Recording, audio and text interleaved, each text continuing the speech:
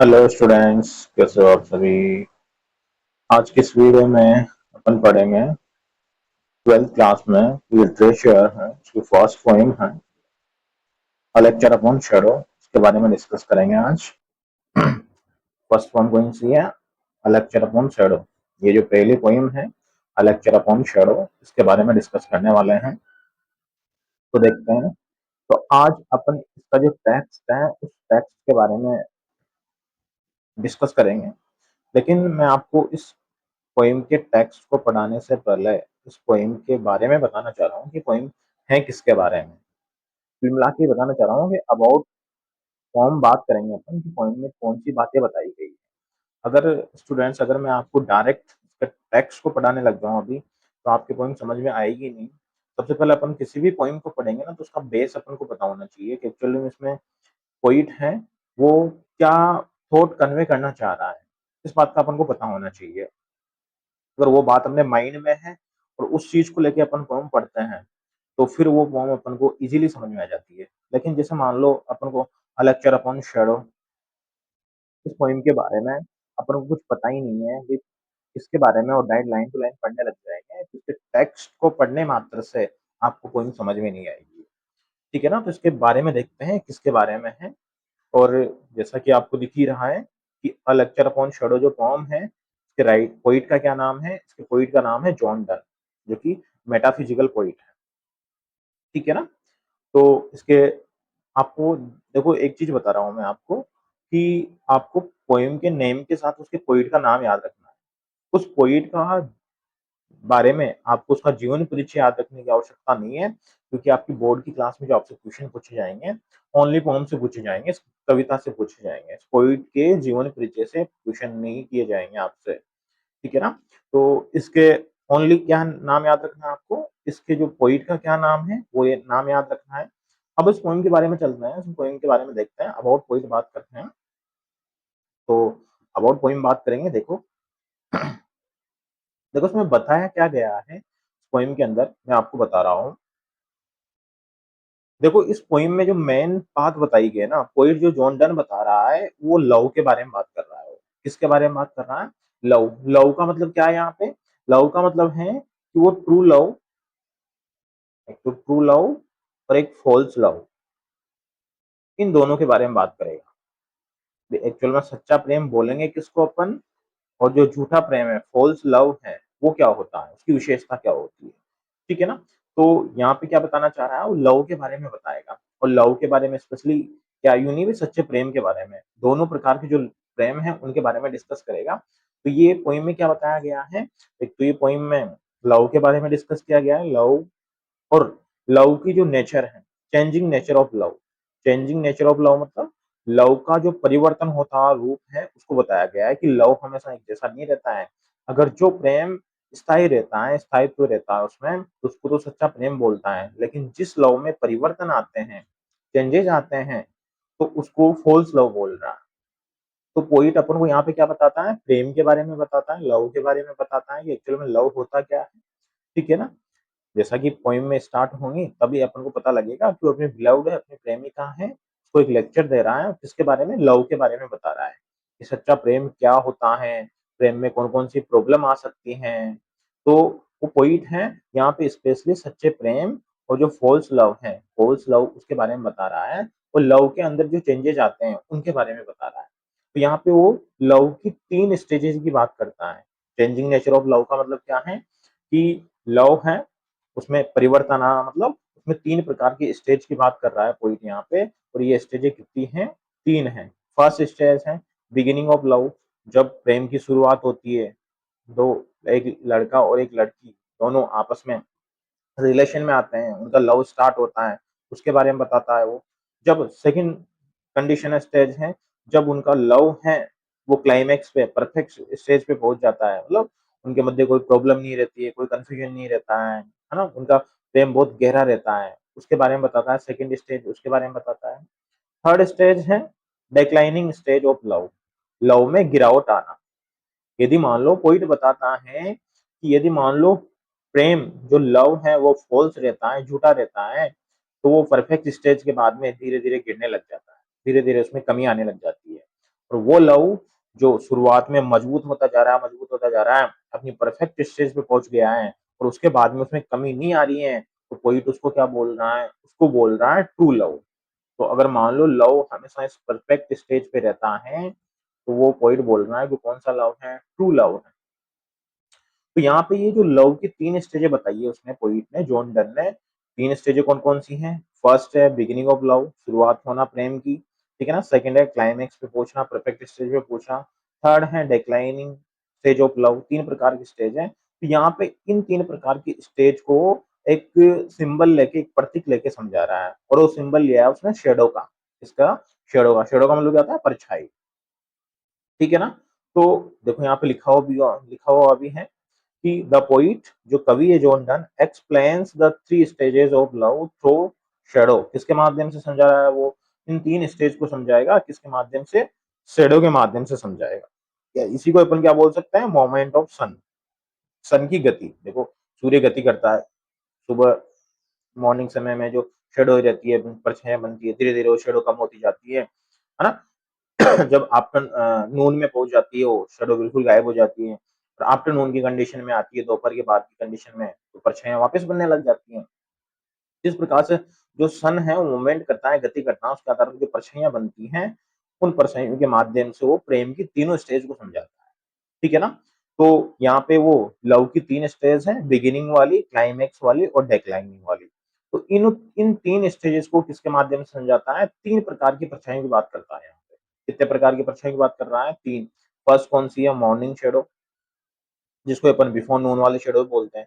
देखो नून का मतलब दोपहर और बिफोर का मतलब पहले, तो पहले दोपहर से पहले की परछाई कौन सी होती है? वही सुबह वाली परछाई, तो इसको मॉर्निंग शेडो बोलो आप या बिफोर नून वाली शेडो बोलो, एक ही बनता है। ठीक है? दूसरी है नून शेडो, दोपहर की परछाई, दोपहर के टाइम की परछाई। तीसरी है आफ्टरनून शेडो, आफ्टरनून मतलब नून के बाद की शेडो है, तो उसके बारे में बताता है। तो देखो इन पहले तो अपन को क्या पता करना है कि पोइट है इन 3 प्रकार की शैडो की, जो 3 प्रकार की शैडो हैं, इसकी तुलना करेगा वो लव की जो 3 प्रकार की स्टेज है ना, उनसे तुलना करेगा वो। जो 3 प्रकार की परछाइयों के बारे में बात कर रहा है, तो उनकी तुलना किससे करेगा वो? वो लव की जो 3 स्टेज देखी अभी अपन ने, उनके बारे में बताएगा, उनसे कंपैरिजन करेगा। तो यहाँ पे सिंबॉलिकली वो तीनों लव की स्टेज हैं, उनको किससे बता रहा है यहाँ पे? ये मॉर्निंग शैडो, नून शैडो, आफ्टरनून शैडो। अब देखो इनमें लव, मॉर्निंग शैडो में लव का क्या प्रतीक है, नून शैडो में लव का क्या प्रतीक है, आफ्टरनून शैडो में लव का क्या प्रतीक है, के बारे में जानने से पहले मैं आपको इन तीनों प्रकार की परछाइयां हैं, इनकी विशेषता बता देता हूँ और इनकी विशेषता बता रहा हूँ मैं आपको डायग्राम से। ठीक है ना? इसको ध्यान से समझना। ये क्योंकि तीनों प्रकार की परछाइयों में जो आपके क्वेश्चन बनेंगे वो यहाँ से बनेंगे, क्योंकि आपसे क्वेश्चन पूछेंगे इस पोएम में कितने प्रकार की परछाइयों को मेंशन किया गया है और वो क्या रिप्रेजेंट करती है। तो 3 प्रकार की परछाइयाँ और वो क्या दिखाती है, क्या रिप्रेजेंट करनी है, वही चीज़ समझनी है आपको। तो सबसे पहले तो इन तीनों प्रकार की परछाइयों की आपको विशेषता याद रखनी है। देखो जब सूर्य किसी भी वस्तु, यहाँ पे इस पेड़ के पेड़ हैं, ये पेड़, इस पेड़ के ऊपर सूर्य का प्रकाश पड़ रहा है, तो ये परछाई बन रही है कि नहीं बन रही है यहाँ पे? ठीक है? तो परछाई बन रही है मॉर्निंग के समय, ये मॉर्निंग के समय की परछाई के बारे में बात हो रही है, ये नून के समय की परछाई के बारे में बात हो रही है और ये आफ्टरनून के समय की परछाई की बात हो रही है। तो मॉर्निंग में क्या होता है, जब सूर्य किसी भी वस्तु पे पड़ता है तो परछाई बनती है और ये सूर्य जैसे ही गति करता है इधर आगे, जैसे सूर्य गति करता है इधर आगे, तो क्या होता है, ये परछाई है ये कम होती जाती है यहाँ पे। क्या होती जाती है? ये जो परछाई है ये क्या होती जाती है? कम होती जाती है यहाँ पे। मतलब जैसे जैसे सूर्य इधर बढ़ेगा, जैसे जैसे सूर्य इधर बढ़ेगा, ये परछाई कम होती जाएगी, कम होती जाएगी यहाँ पे, कम होती होती कम होती जाएगी। और ऐसा समय आएगा जब ये उस वस्तु के ऊपर आ जाएगा, जस्ट जस्ट उस वस्तु के ऊपर आ जाएगा, तो यहाँ पे आपको कोई परछाई देखने को मिलेगी ही नहीं। तो अपन यूँ बोल सकते हैं कि मॉर्निंग समय में परछाइयाँ धीरे-धीरे छोटी होती हैं और दोपहर के समय में बिल्कुल परछाई बनती नहीं है, क्योंकि परछाई बनेगी वो वस्तु के नीचे बनती है जो अपन को दिखती नहीं है। तो दोपहर के समय क्या होता है, परछाई बिल्कुल बनती ही नहीं है। ठीक है ना? और जैसे ही ये सूर्य गति करता, गति करता इधर आफ्टरनून की कंडीशन में आ जाएगा, तो उस समय क्या होगा, वापस परछाइयाँ उत्पन्न हो जाएगी और वापस ये परछाई क्या होने लग जाएगी, वापस से परछाई बढ़ने लग जाएगी। यहाँ पे तो कम हो रही थी और यहाँ पे वापस क्या होने लग जाएगी, परछाई बढ़ने लग जाएगी। तो इसका मतलब क्या है, मैं लव के अंदर वो तीनों बातों को कैसे कनेक्ट करता है, पहले मैं आपको एक बात बता दूँ कि यहाँ पे जो लव के अंदर जो ये परछाई है ना, देखो परछाई का मतलब क्या है यहाँ पे, छाया से। तो छाया का मतलब यहाँ पे लव के अंदर छाया का मतलब क्या है, जब दो लवर्स के मध्य प्रॉब्लम आती है, कंफ्यूजन आती है, मिसअंडरस्टैंडिंग आ जाती है, मिसट्रस्ट की बातें आ जाती हैं उनके मध्य, तो उन सभी प्रॉब्लम को यहाँ पे परछाई के माध्यम से दिखाया गया है ना। तो आपको यही बात याद रखनी है कि जब लवर्स के मध्य जो प्रॉब्लम आती है, कंफ्यूजन, मिसअंडरस्टैंडिंग आ जाती है, तो उनको यहाँ पे शेडो का सिंबलिक मीनिंग ही क्या है, लवर्स के मध्य प्रॉब्लम आना। तो लवर्स के मध्य प्रॉब्लम आएगी, तो उनको दिखा रही है यहाँ पे परछाई। तो आप सीधा सा क्वेश्चन पूछ सकते हैं यहाँ इस पोइम में परछाई का मतलब क्या है, तो आपको याद रखना है इस पोइम में परछाई का मतलब है दो लवर्स के मध्य मिसअंडरस्टैंडिंग, कंफ्यूजन, डेल्यूजन, भ्रम वाली कंडीशन आ जाना, मिसट्रस्ट वाली है ना, इस प्रकार की जो प्रॉब्लम आने लग जाती है उसको यहाँ पे परछाई से बताया गया है। तो देखो लव की जो 3 स्टेज बताई गई है, बिगिनिंग वाली स्टेज, तो पोइट ये कंपैरिजन कर रहा है उसमें कि जैसे मॉर्निंग शेडो रहती है, मॉर्निंग शेडो का कंपैरिजन कर रहा है वो। मॉर्निंग शेडो का कंपैरिजन किससे कर रहा है, बिगिनिंग ऑफ लव। लव जब स्टार्ट होता है उससे तो मॉर्निंग शेडो का कंपैरिजन कर रहा है वो, है ना। नून शेडो जब क्लाइमेक्स वाली स्टेज है लव की, उसका कंपैरिजन कर रहा है वो, किससे कर रहा है, नून वाली शेडो से, ठीक है ना। और आफ्टर नून वाली शेडो से किससे कंपैरिजन कर रहा है, जब लव में डिक्लाइन होने लग जाता है, डिक्लाइनिंग स्टेज है लव की, लव कम होने लग जाता है, उसका कंपैरिजन कर रहा है आफ्टर नून वाले में। देखो जब किसी भी परछाई, यहाँ पे परछाई का मतलब क्या है, लवर्स के मध्य प्रॉब्लम आना। देखो सुबह के समय क्या होती है, परछाइयाँ किसी वस्तु पे पड़ती है तो परछाइयाँ धीरे-धीरे कम होती जाती है, नहीं होती जाती है, घटती जाती है, परछाई धीरे-धीरे घटती जाती है। तो बिगिनिंग स्टेज में, लव की बिगिनिंग स्टेज में जब लवर्स के मध्य प्रॉब्लम आती है, तो शुरुआत में एक-दूसरे के पास आना चाहते हैं, तो एक-दूसरे के करीब आना चाहते हैं, अपने रिश्ते को मजबूत बनाना चाह रहे हैं। तो उनके मध्य जो भी प्रॉब्लम है वो कम होती जाती है। तो देखो मॉर्निंग शैडो में परछाई कम होती जाती है और उधर लव के अंदर परछाई का मतलब प्रॉब्लम कम होती जाती है। इस वजह से मॉर्निंग शैडो की तुलना बिगिनिंग ऑफ लव से की गई है। ठीक है ना? नोन वाली में देखो, नोन वाली स्टेज में क्या होता है, बिल्कुल परछाई बनती है क्या? परछाई नहीं बनती है। तो जब लव की क्लाइमैक्स परफेक्ट स्टेज पे पहुंच जाता है, उस समय लवर्स के मध्य कोई प्रॉब्लम नहीं रहती है, कोई समस्या नहीं रहती है। देखो यहाँ पे भी परछाई नहीं बनती है, और परछाई क्या दिखा रही है रिलेशनशिप में, प्रॉब्लम को दिखा रही है।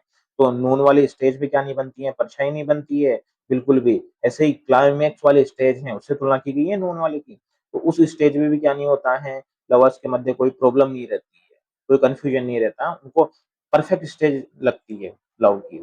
अब पोइट अपन को ये बोल रहा है कि अगर मान लो इस नून वाली स्टेज से भी आगे, आफ्टर नून वाली स्टेज में कोई व्यक्ति चला जाते हैं, दो लवर्स चले जाते हैं, तो फिर उनका लव लव है वो क्या नहीं है, ट्रू लव नहीं है, क्योंकि वापस जैसे आफ्टर नून वाली कंडीशन में आएंगे तो वापस से परछाइयां बढ़ने लग जाएगी। जो उन दोनों, जैसे मान लो आपने उनकी परछाई की विशेषता क्या है कि धीरे-धीरे लॉन्गर होती जाती है, बड़ी होती जाती है। तो मान लो रिलेशनशिप में परछाई का बड़ा होने का मतलब क्या है? परछाई का मतलब प्रॉब्लम। तो रिलेशनशिप में प्रॉब्लम आने लग जाती है, मतलब परछाई बड़ी होगी। जैसे मान लो डिक्लाइनिंग स्टेज की तुलना आफ्टर नोन वाले से की गई है। यहाँ पे परछाई बड़े होने का मतलब क्या है? रिलेशनशिप में प्रॉब्लम आना, और प्रॉब्लम आएँगी तो एक-दूसरे से अलग होंगे वो। तो आफ्टर नोन वाली कंडीशन क्या दिखा रही है कि जब लवर्स के मध्य प्रॉब्लम आने लग जाती है और प्रॉब्लम के आने की वजह से एक-दूसरे से अलग हो जाते हैं, उसको दिखा रही है आफ्टरनून वाली। आफ्टरनून वाली जो शेडो है उसको दिखा रही है, लवर्स को एक-दूसरे से अलग होने की कंडीशन को दिखा रही है। क्यों? क्योंकि परछाई बढ़ने लग जाती है। परछाई बढ़ने का मतलब क्या है यहाँ पे? प्रॉब्लम्स का बढ़ना उनके मध्य। तो ये 3 प्रकार की शेडो के बारे में इस पोएम में बात की गई है। मेनली ये शेडो के बारे में, लव की जो नेचर समझाया गया है, 3 स्टेज समझाई गई है, वो शेडो के माध्यम से समझाई गई है। तो इन शेडो के बारे में अच्छे से याद रखना है आपको। ये शेडो के बारे में देखा अपन ने। अब देखो उसको 1 मिनट आप देखो उसको। यहाँ पे कितने प्रकार की शेडो की बात की गई है, 3 प्रकार की शेडो की बात की गई है। कौन सी? मॉर्निंग शेडो, या उसको बिफोर नून वाली शेडो बोलते हैं। इसकी विशेषता क्या है? ये देख परछाई, ये क्या होती है, धीरे धीरे शॉर्ट होती जाती है, धीरे धीरे कम होती जाती है मॉर्निंग के टाइम में शेडो, ठीक है ना। नून वाली स्टेज पे बिल्कुल शेडो रहती ही नहीं है, नो शेडो, है ना। अपन ने देखा था बिल्कुल परछाई रहती ही नहीं है। आफ्टर नून की शेडो में क्या होता है, जो शेडो है वापस बड़ी होने लग जाती है। तो कहने का मतलब जो लव की जो बिगिनिंग है, बिगिनिंग वाली स्टेज है, उसकी तुलना तो की गई है मॉर्निंग शेडो से। जब लवर्स एक दूसरे के पास आते हैं, उनके मध्य कोई प्रॉब्लम है, वो प्रॉब्लम धीरे धीरे कम होती जाती है, उनके मध्य जो प्रॉब्लम है वो धीरे धीरे कम होती जाती है, उसको मॉर्निंग शेडो बोला गया है। बिगिनिंग स्टेज है लव की, उससे कंपेरिजन किया गया है इस स्टेज का।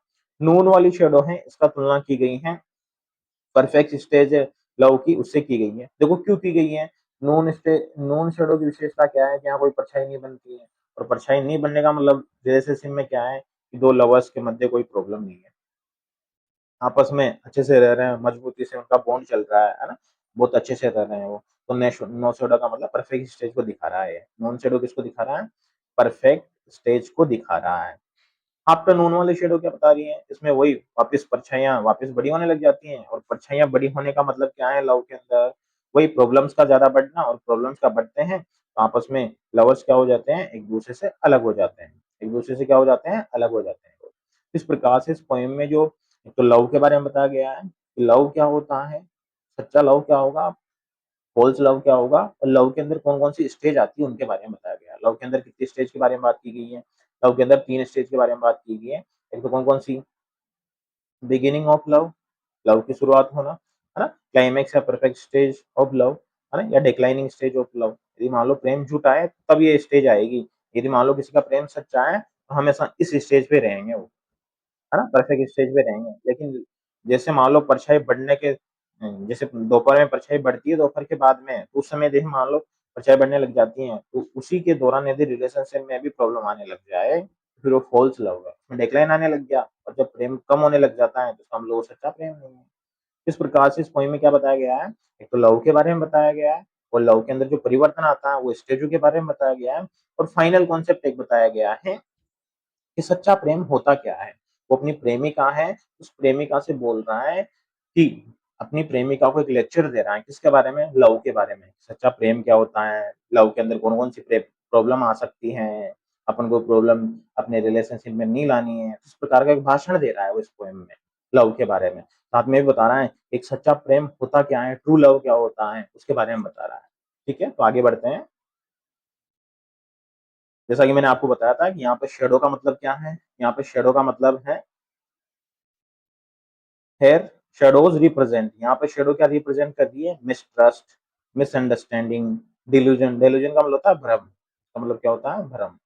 ठीक है ना? Confusion, mistrust and other emotional problems between the lover and his बिलोव्ड।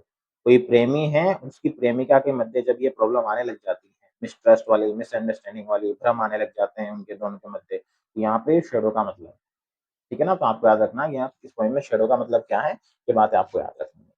तो इसमें क्या-क्या बताया गया? फर्स्ट में अपन ने देखा कि इसमें लव के बारे में बताया गया है, कि प्रेम क्या होता है, इसमें कौन-कौन से परिवर्तन आ सकते हैं, उसकी कौन-कौन से स्टेजें हैं। अब थर्ड पॉइंट एक ये है कि इसमें ट्रू लव के बारे में बता रहा है वो, और ट्रू लव के बारे में क्या बता रहा है देखो। और आगे बताता है ट्रू लव के बारे में बताया कि सच्चा प्रेम क्या होता है। वो ट्रू लव का जो कंपैरिजन करता है ना, वो लाइट से करता है। कांस्टेंट लाइट मतलब हमेशा रहने वाले प्रकाश से करता है। हमेशा रहने वाला प्रकाश मतलब हमेशा रहने वाला मतलब सच्चा प्रेम वो होता है जो हमेशा परफेक्ट स्टेज पे रहता है, हमेशा प्रकाशमान रहता है, उसमें कभी अंधेरा आता ही नहीं है। क्यों? तो इस वजह से वो यहाँ पे ट्रू लव की तुलना किससे करता है? कांस्टेंट लाइट से करता है। तभी बोलता है कि लव इज़ ग्रोइंग। सच्चा प्रेम वो है जो हमेशा ग्रो होता रहता है, उसमें डिक्लाइन कभी नहीं आता है। सच्चा प्रेम वो है जो हमेशा ग्रो र हो होता रहता है, और हमेशा उसमें प्रकाश रहता है। कांस्टेंट लाइट, और हमेशा ग्रो होता रहता है, इससे बताता है। साथ में ये भी बताता है कि सच्चे प्रेम के ऊपर किसी भी कोई टाइम का प्रभाव नहीं पड़ता है। 2 साल हो, 10 साल हो, 20 साल हो, कितने भी साल बीत जाए, टाइम का प्रभाव नहीं पड़ेगा। लोकेशन का प्रभाव नहीं पड़ता सच्चे प्रेम के ऊपर, किसी प्लेस का। व्यक्ति कहीं भी रहे, सच्चा प्रेम होगा तो चेंज नहीं होगा। सिचुएशन, किसी भी सर्कमस्टेंस का प्रभाव नहीं पड़ता उसके ऊपर। कोई सी भी सिचुएशन आ जाए, व्यक्ति गरीब है या अमीर है, अगर सच्चा प्रेम है, तो उसमें कभी चेंजेस परिवर्तन आएँगे ही नहीं। तो पोएट का मतलब यूँ है कि सच्चा प्रेम वो होगा जो हमेशा परफेक्ट स्टेज पे रहे, और परफेक्ट स्टेज कौन-सी है? जिसमें कोई भी शैडो नहीं रहे। कोई भी शैडो नहीं रहे, इसका मतलब क्या है? कि लवर्स के मध्य कोई भी प्रॉब्लम नहीं हो। उसको क्या बोलेंगे? Perfect stage. तो अब इसके टेक्स्ट को पढ़ना स्टार्ट करते हैं अपन। देखते हैं आगे इसके टेक्स्ट को पढ़ना स्टार्ट करते हैं। अभी तक अपन ने पोएम के बारे में समझा है। अब यही चीज़ आप पोएम के बारे में पोएम में के टेक्स्ट में पाओगे। इसके टेक्स्ट के बारे में पढ़ते हैं। देखो, मैंने आपको बताया था कि जॉन डन है, वो अपनी पत्नी के साथ वॉक कर रहा है, घूम रहा है, और अपनी पत्नी को सच्चे प्रेम के बारे में एक लेक्चर दे रहा है, कि प्रेम क्या होता है, और साथ में बता रहा है कि प्रेम के अंदर कौन-कौन सी प्रॉब्लम आ सकती हैं। प्रेम का जो नेचर क्या होता है, उसके बारे में बता रहा है वो, कि प्रेम हमेशा सच्चा रहे, ऐसा ज़रूरी नहीं है। प्रेम में प्रॉब्लम आ सकती है, लव के अंदर प्रॉब्लम आ सकती है। इस वजह से पहले से अपनी पत्नी को, हाँ, अपनी बिलव्ड है, उसको वार्न कर रहा है वो, कि मेरे से तो तेरे को सिंसियरली लव करना है, मेरे से प्रेम करेगी ना तो ऐसा-ऐसा ये कंडीशन अपने लव के अंदर नहीं आनी चाहिए। अगर मान लो ये कंडीशनें आ गई तो अपने लव है वो फ़ॉल्स लव है, झूठा लव है, तो पहले से अपनी पत्नी को बता रहा है, अपनी बिलोव्ड अपनी प्रेमिका को बता रहा है। तो पोएम की स्टार्टिंग कैसे होती है? दोनों चल रहे हैं, वॉक कर रहे हैं और अपनी पत्नी से बोल रहा है, स्टैंड स्टिल कि बिल्कुल सीधी खड़ी हो जाओ and I will read to thy. Thy का मतलब होता है यू। दाई का मतलब क्या होता है? यू। कि बिल्कुल सीधी खड़े हो जाओ and I will read to thy. मैं तुम्हारे पास पढ़ूंगा, पढ़ूंगा मतलब तुम्हें बताऊंगा अ लेक्चर, एक लेक्चर दूंगा किसके बारे में? लव के बारे में, इन लव्स फिलोसफी। और लव की क्या फिलोसफी है, क्या दर्शन शास्त्र है लव का, कि लव में कैसे परिवर्तन आते हैं, कैसे चेंजेज आते हैं, है ना, उसकी स्टेजें कौन कौन सी होती है, इन सब की चीज के बारे में बताऊंगा मैं आपको। यहाँ से क्वेश्चन बनता भी है कि पोइट का लव्स फिलोसफी का मतलब क्या है, लव की फिलॉसफी का मतलब क्या है? तो बता रहा है कि सच्चा प्रेम क्या है, उसमें कैसे-कैसे परिवर्तन आ सकते हैं। ट्रू लव है, कोई लव है ना? प्रेम है, उसमें परिवर्तन कैसे-कैसे आ सकते हैं और सच्चा प्रेम क्या है, वही वो लव की फिलॉसफी बता रहा है वो। ठीक है ना? आगे बोल रहा है वो, "these 3 hours these 3 hours that we have spent". We कौन है यहाँ पे? पोएट है, उसकी बिलोव्ड है। कि ये 3 घंटे जो हमने बिताए हैं, दोनों साथ में चल रहे हैं, ठीक है ना? वॉकिंग हियर, यहाँ पे चलते हुए। Two shadows went along with us. हमारे साथ-साथ में 2 परछाइयाँ चल रही है। अब देखो मैंने आपको बताया था कि इस पोएम में परछाई जहाँ भी आए ना, उसका मतलब क्या है? 2 लवर्स के मध्य प्रॉब्लम, कन्फ्यूजन, मिसट्रस्ट, मिसअंडरस्टैंडिंग। जहाँ भी परछाई शब्द मिले आपको, वहाँ पे आपको क्या समझना है कि 2 लवर्स के मध्य क्या है? प्रॉब्लम की बात हो रही है। जब देखो कोई भी रिलेशनशिप स्टार्ट होता है ना, तो उस समय लवर्स को आपस में एक-दूसरे की प्रॉब्लम याद रहती है। इसमें ये कमी है, इसमें ये कमी है, दोनों को आपस में याद रहती है। लेकिन वो अपने रिलेशनशिप को आगे बढ़ाना चाह रहे हैं, उसको मजबूत करना चाह रहे हैं, उस समय उन परछाइयों को इग्नोर कर देते हैं। क्या कर देते हैं? इग्नोर कर देते हैं। ठीक है ना? तो बताना है कि ये 2 परछाइयाँ हमारे साथ चल रही है। कहीं कहने का मतलब कहीं न कहीं हमारे रिलेशनशिप में भी कुछ प्रॉब्लम वाली बातें तो हैं। Which we ourself produce. Produce का मतलब होता है उत्पन्न करना। जिसको बता रहा है कि ये परछाइयाँ जो चल रही है ना हमारे साथ में, ये क्या है? हमारे द्वारा ही उत्पन्न की गई हैं। आवरसेल्फ मतलब हम स्वयं ने उत्पन्न की है। कहने का मतलब जो रिलेशनशिप में प्रॉब्लम आ रहा है ना, अपने दोनों की वजह से आ रहे हैं ये। परछाइयाँ आपने उत्पन्न की हैं, इसका मतलब हाँ, तो वो बता रहा है कि जब अर्ली स्टेज के बारे में बता रहा है कि जब लव शुरुआत में शुरू होता है, तब परछाइयाँ रहती है रिलेशनशिप में, है ना? दोनों आपस में एक-दूसरे के बारे में जानते हैं, लेकिन उस समय उनको इग्नोर कर देते हैं वो। इग्नोर क्यों कर देते हैं, इसके रीज़न क्या है? अपने रिलेशनशिप को मजबूत करना चाहते हैं, इस वजह से। बट आगे बोल रहा है वो, नेक्स्ट देखते हैं आगे, आगे देखते हैं, सॉरी, हाँ, नेक्स्ट बट लेकिन now the sun is just above our head. अब देखो मैंने आपको बताया था कि ये पेड़ था, अपन ने ऐसे देखा था, पेड़ था, उसके ऊपर सूर्य चमक रहा था यहाँ पे, जस्ट ऊपर रहता है, तो यहाँ पे परछाई बनती है क्या? नहीं बनती है, अपन ने देखा था अभी, ठीक है ना?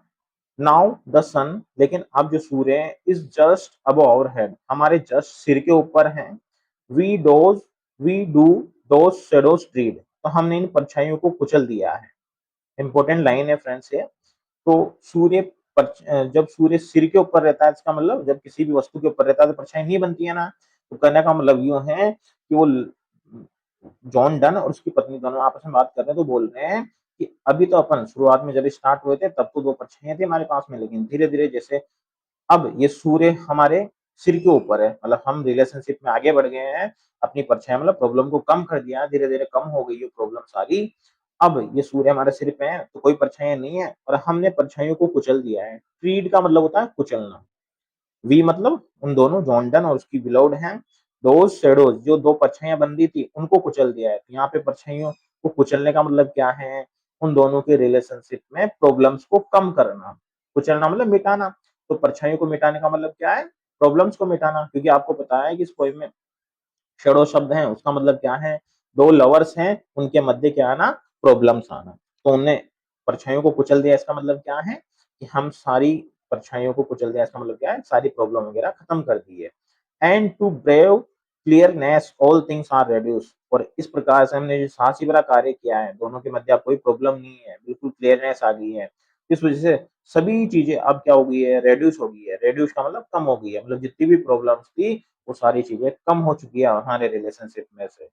सो वाइलेस्ट, वाइलेस्ट का मतलब होता है while. Our infant love did grow, और इस वजह से हमारा जो शुरुआती प्रेम है ग्रो हुआ था। ग्रो हुआ था मतलब हमने परछाइयों को धीरे धीरे कम किया, प्रॉब्लम्स को कम किया अपने रिलेशनशिप में। परछाइयों को कम करना मतलब प्रॉब्लम्स को कम करना। तो धीरे धीरे प्रॉब्लम्स को कम किया अपन ने। हमारा जो प्रेम है, शुरुआती प्रेम है, यहाँ पे इन्फेंट लव का मतलब क्या है, बिगिनिंग ऑफ लव।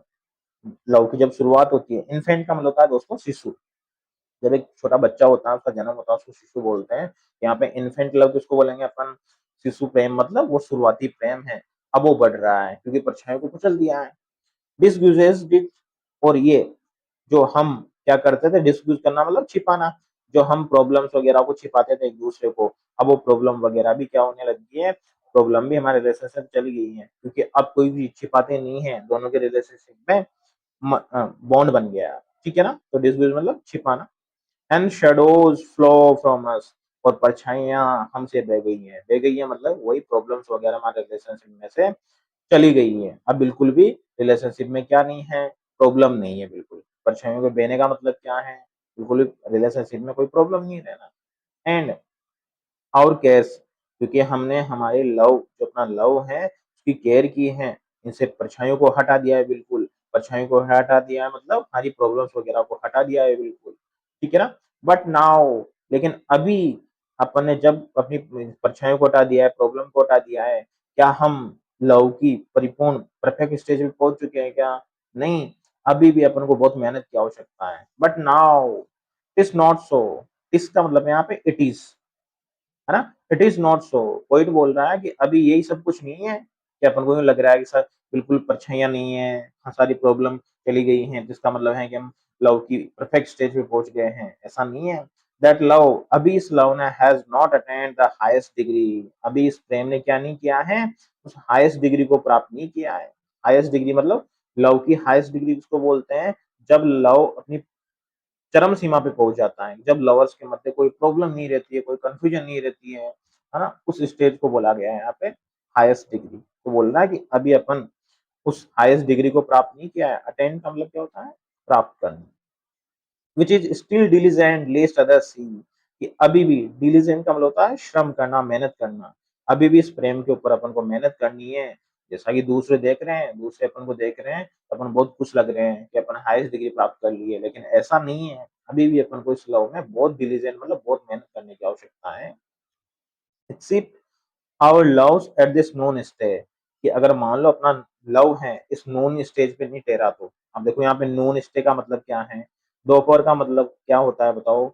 मैंने आपको नोन शेडो के बारे में बताया था। दोपहर का मतलब है परफेक्ट स्टेज, लव की परफेक्ट स्टेज, जब लवर्स के मध्य कोई प्रॉब्लम नहीं रहती है। देखो दोपहर के समय कोई परछाई बनती है क्या, नहीं बनती है ना किसी भी वस्तु की, तो नहीं बनती है। तो इसका मतलब क्या है कि लवर्स के मध्य कोई प्रॉब्लम नहीं रहना।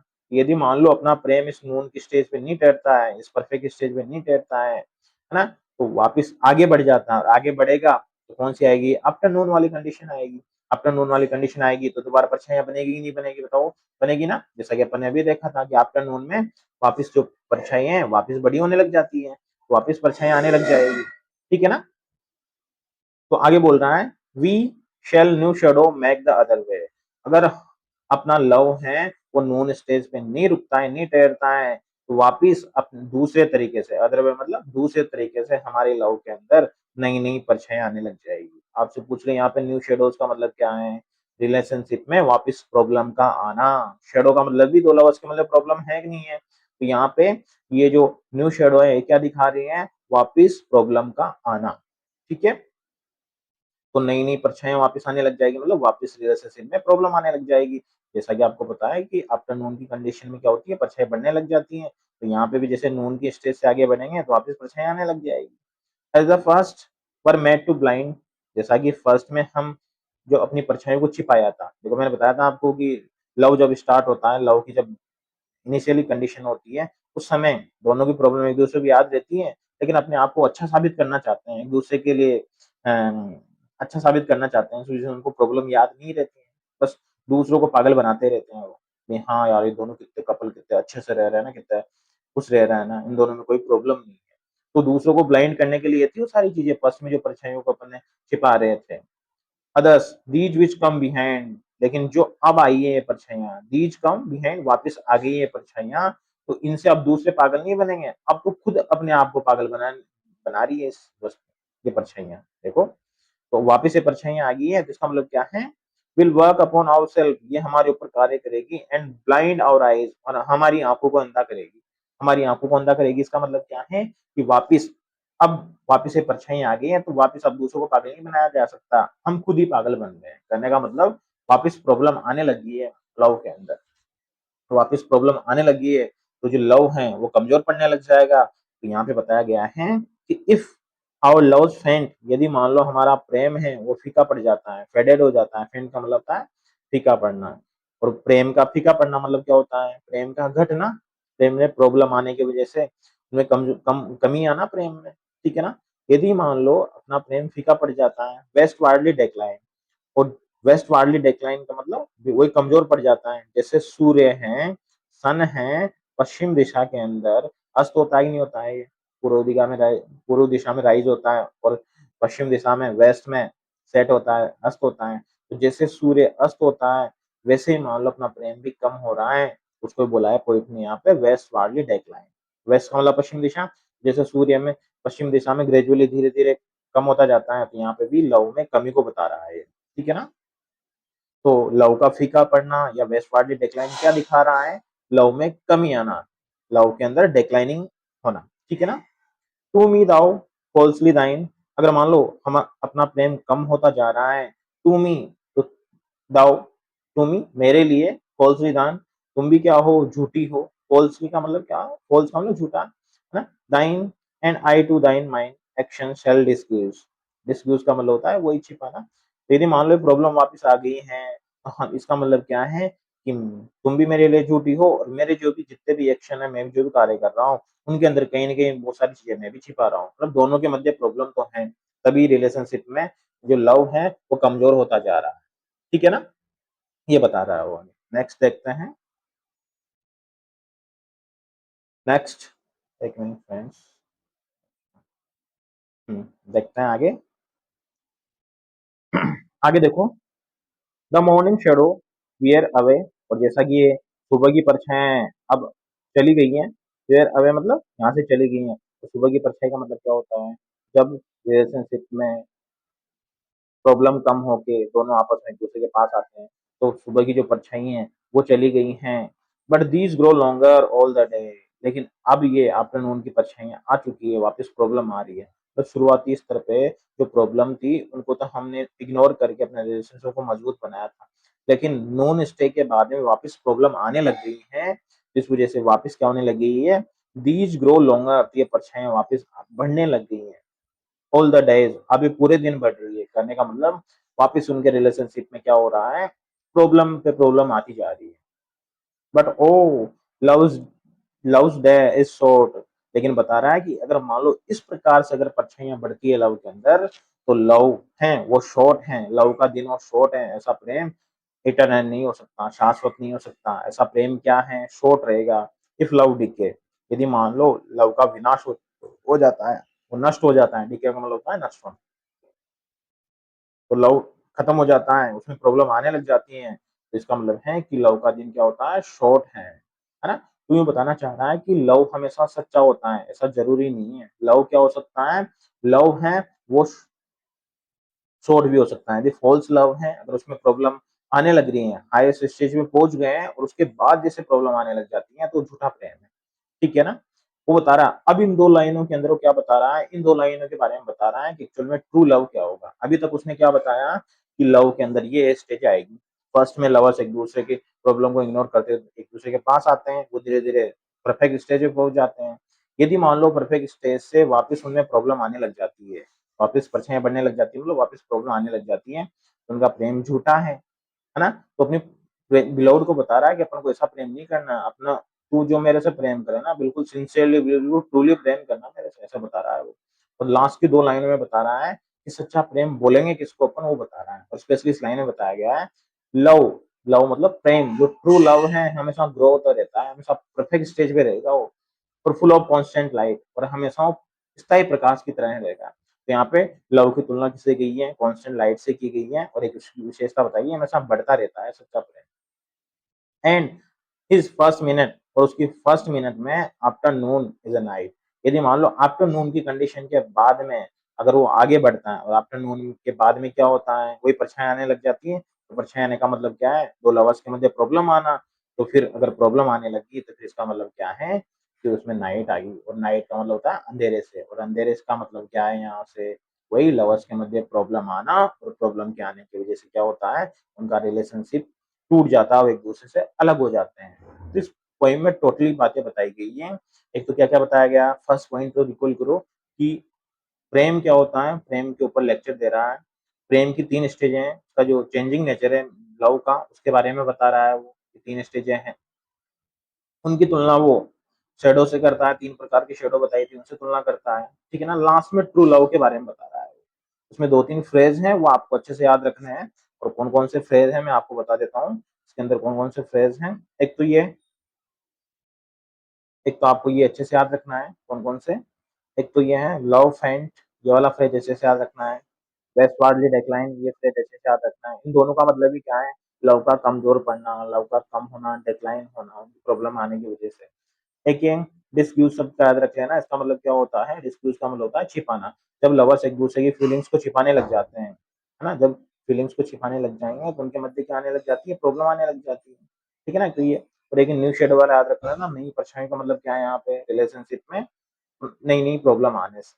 ठीक है ना? इसके बाद इस पोएम में अपन ने और देखा था, एक ही याद रख लेना इसमें। तो इन्फेंट लव है, इन्फेंट लव से आप क्या समझते हो? इन्फेंट लव मतलब शुरुआती प्रेम। जब लवर्स एक दूसरे के रिलेशनशिप में आते हैं, है ना? तो उस समय का जो प्रेम है, शुरुआती प्रेम, इनिशियल स्टेज है लव, उसको दिखा रहा है। एक ये लाइन है, वी डू दोज़ शैडोज़ ट्रीड, हमें इन परछाइयों को कुचला है। इन परछाइयों को कुचलने का मतलब क्या है? वही प्रॉब्लम्स को कम करके, उनकी सारी प्रॉब्लम को हटा के एक दूसरे के पास आना, ठीक है ना? शैडोज़ हैं, उनको कुचलना मतलब प्रॉब्लम को हटा के एक दूसरे के पास आना। ऊपर देखते हैं, ऊपर कौन-सा फ्रेज़ है और इम्पोर्टेंट। ऊपर ज़्यादा इम्पोर्टेंट नहीं है, बस एक बात याद रखना है, और याद क्या रखनी है आपको, ये लव्स फिलॉसफी वाली बात है, याद रखना।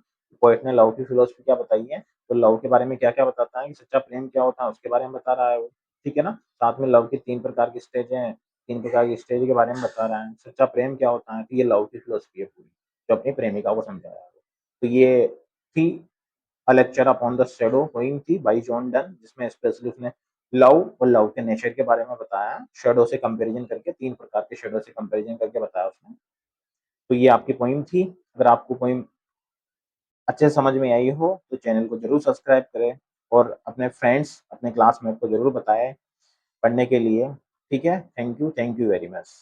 इस वीडियो का पर्पज़ ही यही है कि ज़्यादा से ज़्यादा विद्यार्थी हैं, उनको बहुत अच्छे तरीके से, सिंपल तरीके से पोएमें समझ में आए, ठीक है ना?